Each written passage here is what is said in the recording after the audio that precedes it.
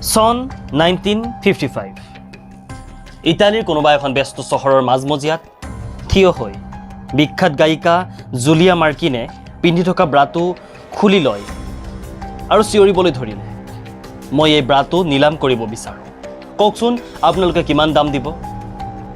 নমস্কাৰ, পুনৰ আন এটি ভিডিঅ'ৰে আপোনালোকক আমাৰ চেনেল টুডেজ ৰিয়েলিটি আছামিছলৈ স্বাগতম জনাইছোঁ।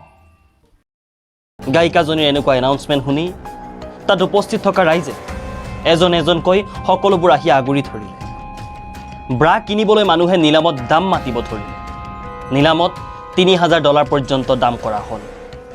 গায়িকাজনীয়ে মানুহবিলাকৰ মাজত লগা হোৱা দোৱা দেখি হাঁহিব ধৰিলে। তেওঁ ক'লে যে আপোনালোকৰ দৰে মূৰ্খ মানুহ মই ক'তো দেখা নাই। যৌন সম্পৰ্ক স্থাপন কৰিব নোৱাৰে বুলি জানিও মোৰ ব্ৰা কিনিবলৈ $৩,০০০ খৰচ কৰিব বিচাৰেনে? দুখীয়া ফোকাটোৰ মানুহ এজনে যদি অকণমান খাদ্য বিচাৰে তেওঁক $1 দিবলৈ সাহস নহয়। আপোনালোকৰ মানসিকতা দেখি মোৰ বৰ লাজ লাগিছে, ক্ষমা কৰিব। এয়াই সাম্প্ৰতিক পৰিস্থিতি।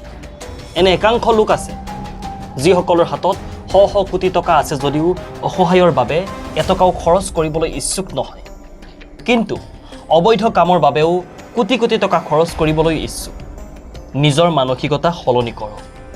নিজে সলনি হ'লে সমাজ সলনি হ'ব।